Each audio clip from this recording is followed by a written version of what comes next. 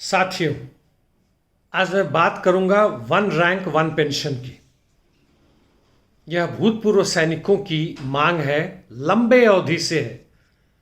1973 तक इन्हें मिलता था, जिसे उस समय की कांग्रेस सरकार ने इसे समाप्त कर दिया।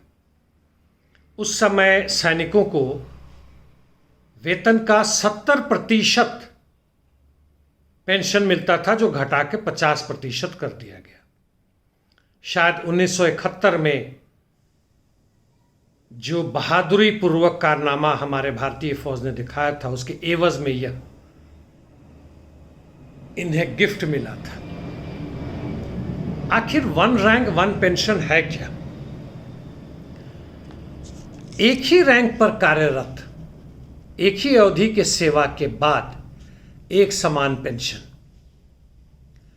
यानी एक हवलदार जो 10 वर्ष पहले सेवानिवृत्त हुए थे, 20 वर्ष के अवधि के बाद, और दूसरा हवलदार जो आज रिटायर हो रहे हैं 20 वर्ष के कार्यकाल के बाद, तो दोनों का पेंशन एक होना चाहिए।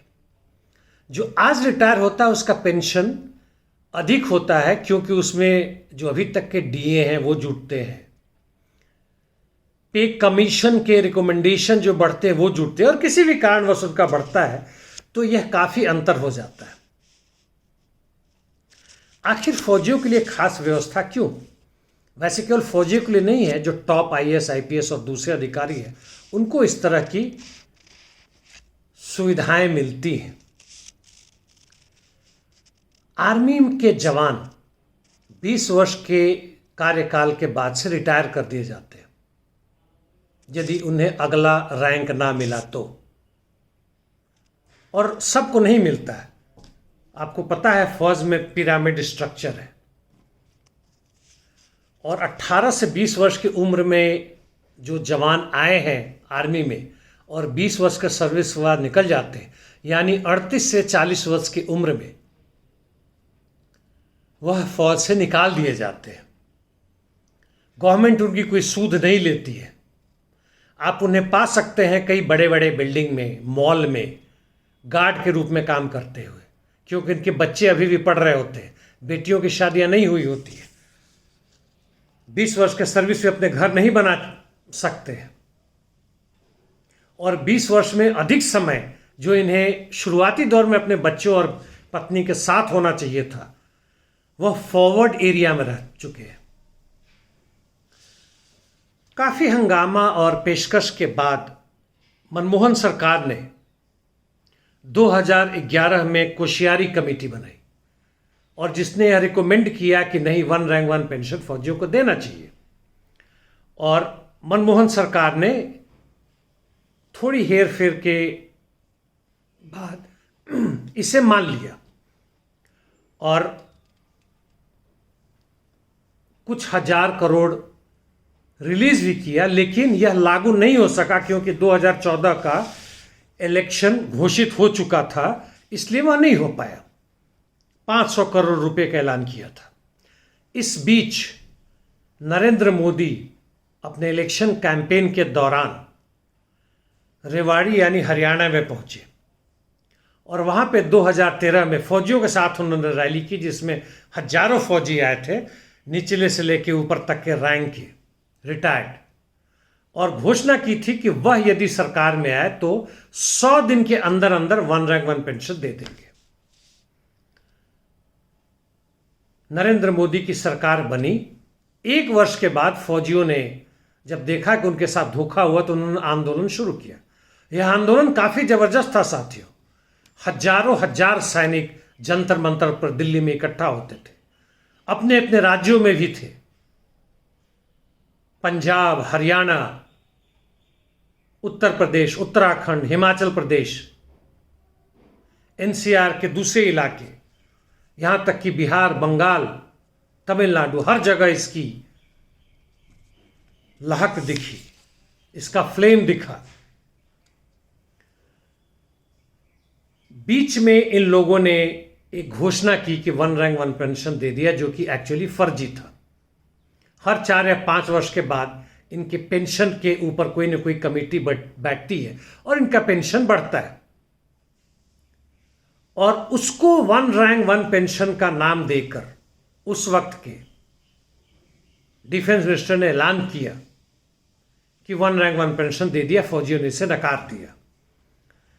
OROP का एक खास डेफिनेशन है कोश्यारी कमेटी के बाद से, जो तकरीबन वही है जो फौजियों की मांग है, और इस सरकार ने देने से इनकार कर दिया।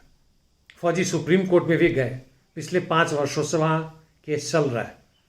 अगली सुनवाई जुलाई में 21 को। तो इस आंदोलन का हश्र क्या हुआ, इसके बारे में मैं ज्यादा नहीं जाऊंगा। इसे तोड़ने की पूरी कोशिश की गई आरएसएस भाजपा के द्वारा। उनको रैंक के आधार पर तोड़ा गया, जाति के आधार पर तोड़ा गया, ऑफिसर वर्सेस नॉन ऑफिसर के आधार पर तोड़ा गया। हालांकि उनमें से एक मांग जो था उसको हम लोगों ने समर्थन दिया, यानी कोई भी फौजी जवान किसी ऑफिसर के घर नहीं जाएगा और जो मीनियल काम करना पड़ता वो नहीं करेगा, यानी बैटमैन की व्यवस्था को खत्म करो। यह फ्यूडल जमाने से चला आ रहा है, अंग्रेजों के जमाने से चला आ रहा है, और बड़ी ही घटिया किस्म की यह व्यवस्था है। लेकिन इस मांग को भी, जो कि उन्हीं के द्वारा आया था, उस समय चीफ ऑफ आर्मी स्टाफ जो अभी CDS है, रावत ने खारिज कर दिया। चलिए, आज जब 2200 दिन पूरे हो चुके हैं, जरूरत है हमें इस पे सोचने का साथियों, फौजियों को। इसमें कई तरह की बातें हैं, कई तरह के लेसन्स हैं। कई हमारे पुराने फौजी मर चुके हैं, कई चलने फिरने लायक नहीं रहे, 70, 80, 90 साल के लोग। कई नए नए जो रिटायर होके आ रहे हैं, उन्हें पता भी नहीं है कि 1 रैंक 1 पेंशन क्या है। कुछों को पता भी है, वो आके ढूंढते हैं कि भाई आप लोग क्या कर रहे हैं। हमने कई अवसर पर इस मूवमेंट को, हमारे नेताओं ने इसको सस्पेंड कर दिया। इसमें यह भी जानने लायक है कि सरकार ने उनको ब्लैकमेल करने की पूरी कोशिश की और कुछ हद तक सफल भी हुए। वह नेता नहीं मानेंगे, लेकिन ऐसा हुआ। और 25 लाख से अधिक फौजी आज निराश हो चुके हैं, या आंदोलन खत्म होने के कारण उन्होंने कहा अब देखी जाएगी जब अगली सरकार आएगी तब। किसानों का आंदोलन चल रहा साथियों, और उसको कई हमारे सैनिक भाई कहते नहीं हमें उसका साथ नहीं देना है। उनका आंदोलन अलग है, मांग अलग है, हमारे मांग से क्या लेना देना है। अंग्रेजों ने हमारे शासकों को सिखाया बांटो और लूटो, वही तो हमारे सरकार कर रही है स्वतंत्रता के बाद से। किसानों का आंदोलन चल रहा है, वो हमारे बीच में आते थे, यही टिकैत आते थे तो हम उनका भाषण सुनते थे और बड़ी तालियां बजाते थे। आज हम उनके साथ नहीं हैं। CA-NRC आंदोलन बड़े लंबे समय तक चला, हम उनके साथ नहीं थे। मजदूरों का आंदोलन चलता, हम उनके साथ नहीं हैं। जय जवान जय किसान का कुछ खास मतलब था, लाल बहादुर शास्त्री ने जिस कारण से भी दिया हो, क्योंकि हमारे अधिकांश सैनिक भाई, जिन राज्यों का मैंने नाम लिया, वहीं के किसान परिवारों से है, मध्यम मझोले छोटे किसानों के घर से। रिटायरमेंट के बाद से फिर वही किसानगिरी करते हैं, छुट्टियों में जाते हैं तो अपने माँ बाप की मदद करते हैं। CRPF और पारामिलिट्री फोर्सेस भी लड़ रही है। वाजपेयी सरकार के दौरान इनका पेंशन खत्म कर दिया गया था और न्यू पेंशन स्कीम लाया गया था, जिसके खिलाफ लड़ रहे हैं। इनकी और भी कई मांगे हैं। इनकी ये भी मांग है कि इनके जो सैनिक मरते हैं, मारे जाते हैं युद्ध में, चाहे वह बॉर्डर पे हो या अंदर हो, इन्हें भी शहादत का दर्जा दिया जाए, जो नहीं दिया जाता है। मांग जेन्युइन है। इन्हें भी CSD की मांग करते हैं, जो कैंटीन की मांग जो हमें मिलता है। मांग जेन्युइन है, सरकार नहीं सुनती। हम क्यों ना साथ लड़े साथियों। अभी की तो हालत दिख रही है। कभी कभी जंतर मंतर पर 10-12 हमारे फौजी दिख जाते हैं। हो सकता है इस 22वें दिन के अवसर पर 20-25 आ जाए, कुछ नेता भी आ जाए, कुछ भाषण आ जाए, कुछ यूट्यूबर आके इनके वीडियो ले लें, इनकलाब जिंदाबाद, भारत माता की जय वगैरह वगैरह नाता लग जाए। वैसे न्यू पेंशन स्कीम की बात हम फौजियों पर भी इस CDS से लगाने की बात की है। वन रैंक वन पेंशन की तो बात छोड़ दो, पेंशन घट जाएगा साथियों। चलिए उसके बारे में कभी और बहुत सारी चर्चाएं की गई है। चलते चलते छोटी दो बातें और, हमारे जितने MLA MP हैं, हमारे शासक हैं, उन्हें 5 साल के सेवा काल के बाद से पूरा पेंशन मिलता है। यदि 30-35 दिन में भी यदि विधानसभा भंग हो गया, लोकसभा भंग हो गया, तब भी इन्हें पूरा पेंशन मिलता है। इन्होंने अपने लिए कानून बना रखे हैं। यदि एक बार MLA, दूसरी बार MP, या 2 बार MP, 2 बार MLA बने, तो इनका पेंशन उसी के हिसाब से दुगुना या ज़्यादा हो जाता है। ये मर जाएं तो इनके पत्नियों को पूरा पेंशन मिलेगा जब तक वो जीवित है। हम मर जाएं तो हमारी पत्नियों को आधा पेंशन मिलता है, जबकि इनकी सुविधाएं हमसे 10 गुना ज़्यादा है। यह फॉरवर्ड एरिया पर नहीं जाते जहां ऑक्सीजन की कमी होती है। उस तरह के हालात में ये काम नहीं करते। देश के अंदर भी हम लड़ रहे हैं। जब भी कोई हादसा होता है, नेचुरल डिसास्टर होता, हम होते हैं। हम किन हालतों में होते हैं, फिर भी हमें हमारे रैंक नहीं बढ़ाए जाते हैं जहां भी हो, और हमें असमय रिटायर कर दिया जाता है, और वन रैंक वन पेंशन भी नहीं देते, कहते हैं पैसे की कमी है। साथियों, हमारा जो आंदोलन था, हमें मानना पड़ेगा, वह टूट चुका है।